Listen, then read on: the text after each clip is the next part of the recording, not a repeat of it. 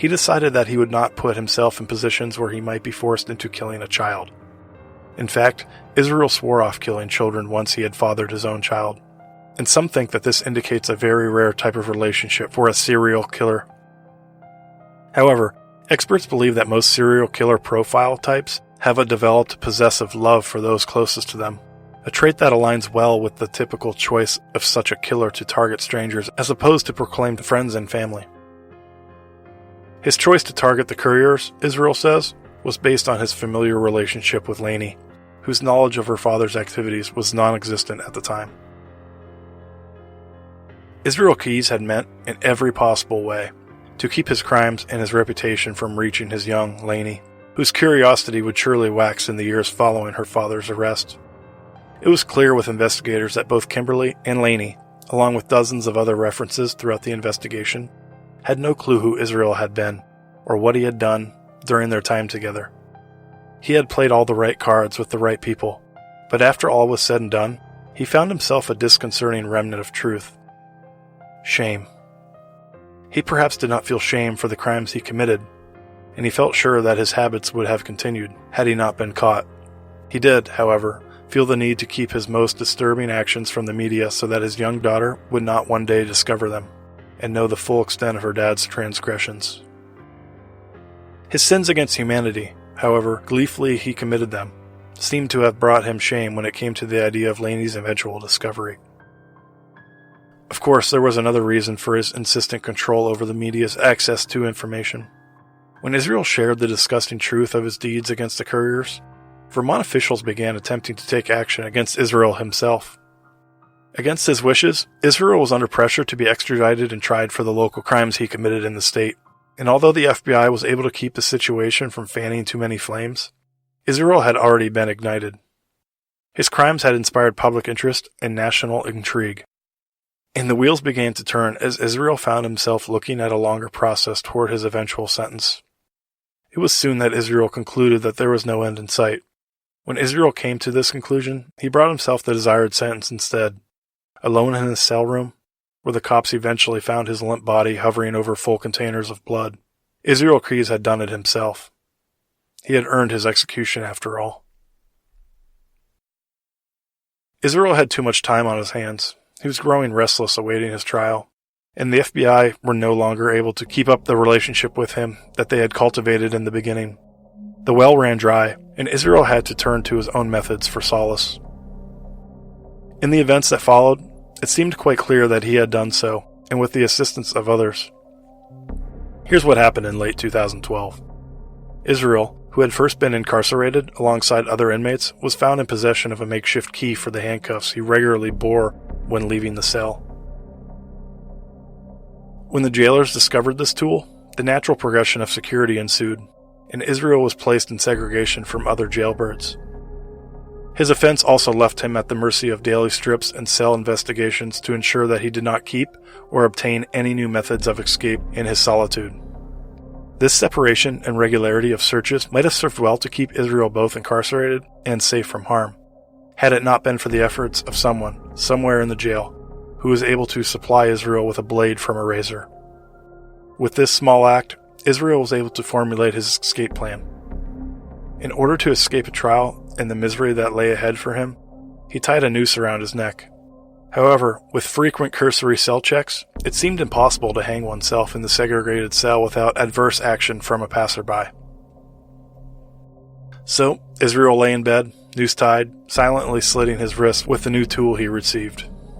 He also arranged containers below him to catch the blood that spilled, in an effort to keep the alarms from being raised until it was too late.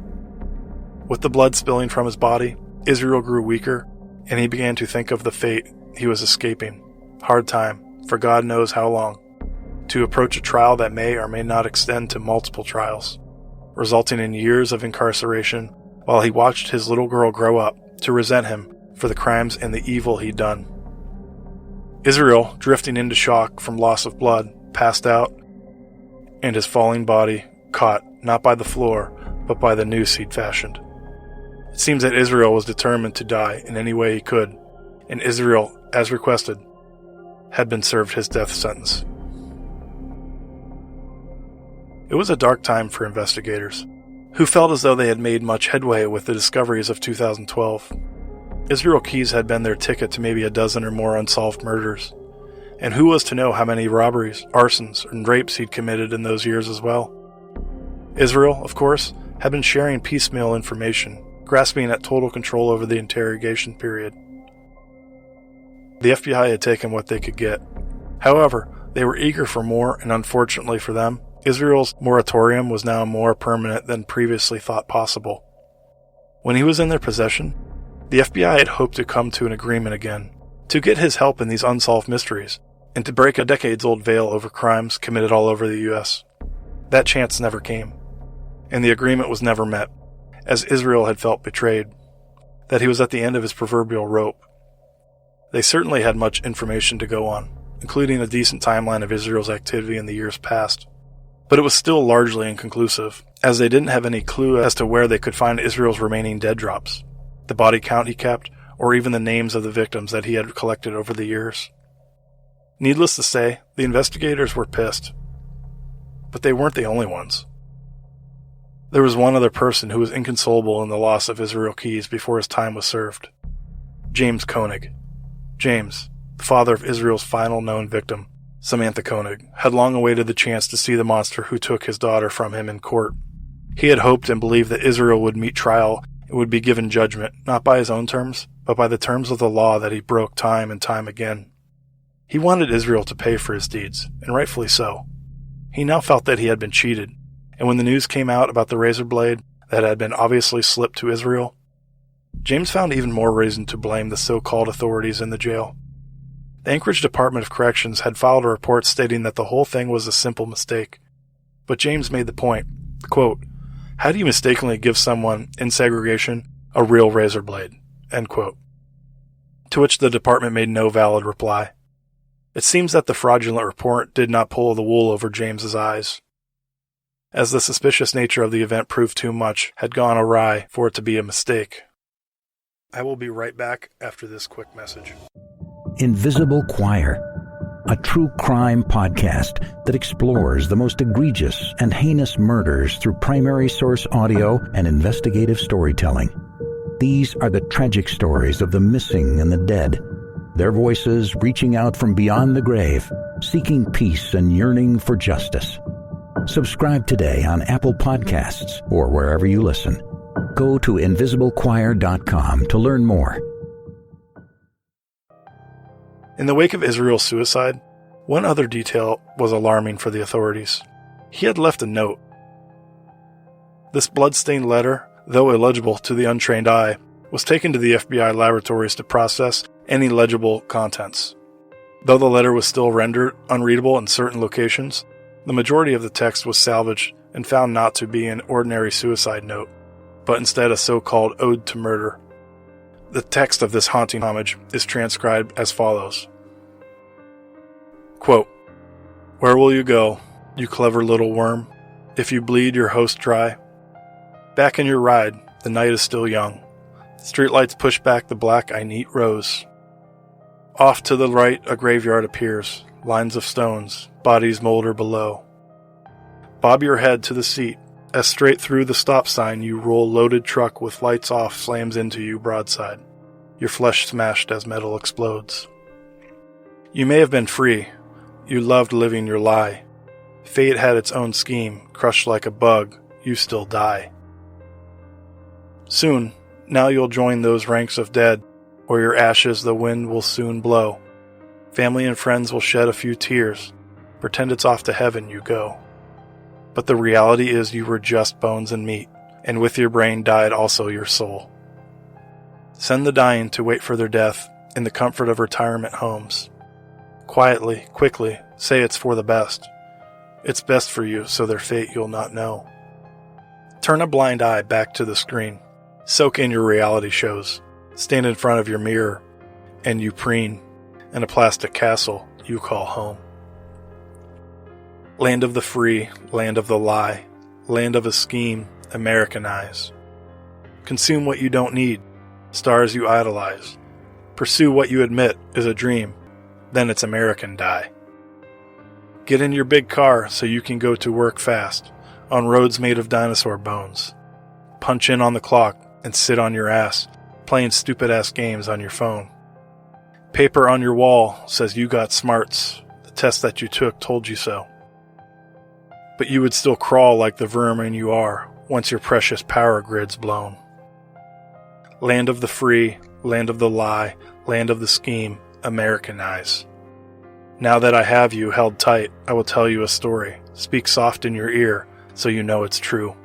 You're my love at first sight, and though you're scared to be near me, my words penetrate your thoughts, now in an intimate prelude.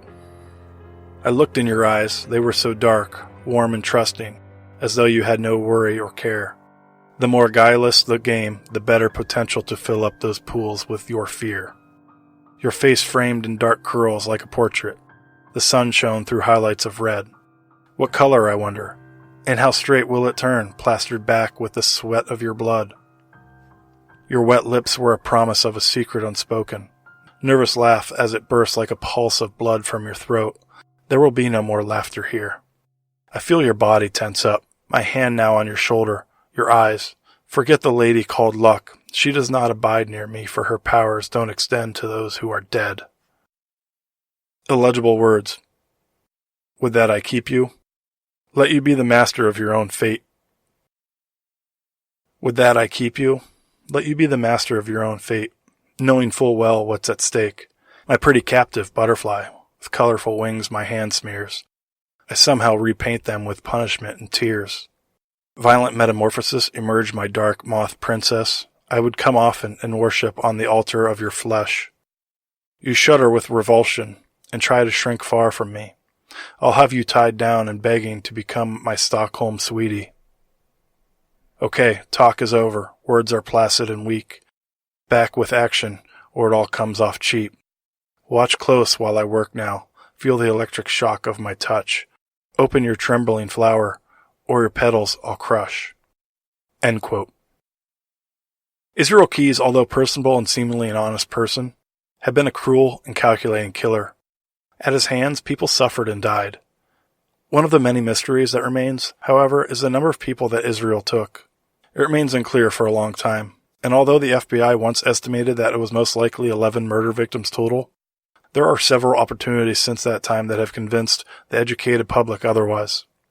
It's estimated that he killed more than that, but the most firm estimate that still exists is the number 8, since that is the only concrete number in the mention of individual encounters. 4 in Washington State is confirmed by Israel, the couriers, Samantha Koenig, and one other individual that Israel said he disposed of in New York, although the victim wasn't killed in New York State at all. For these 8, there are details enough to separate them from the vagueness with which Israel shrouded his past.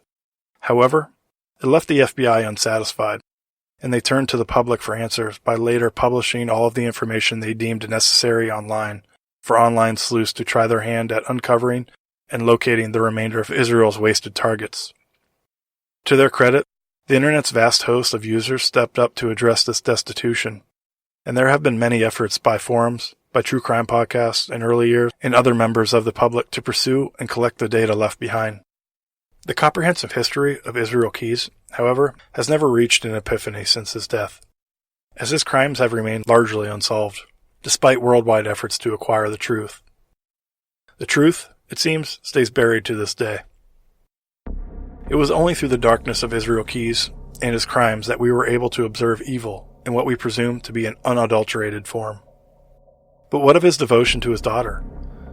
What of the sensible people with whom he had filled his life? Are they, too, meant to see and expect evil when remembering their visions of Israel Keyes, dead or alive? The issue with our understanding of morality in Western society is that it's based mostly in action. A person is weighed not by the content of their hearts, but by whether they were a good father, or a rotten, no-good deadbeat. We judge a killer by their kills, and a thief by their thefts. Instead of seeing the act that Israel committed, whether it be his acts as a devoted father, or his acts as a psychopathic killer, we ought to have seen the contents of his heart, the cold-blooded words that are found on his last note to the world. I would say are close enough for us to base our understanding of who Israel Keyes was. Ode to Murder, they called it. And perhaps it was the capstone of his upbringing. Perhaps, though, it was simply his genetically twisted mind. Whatever the reason,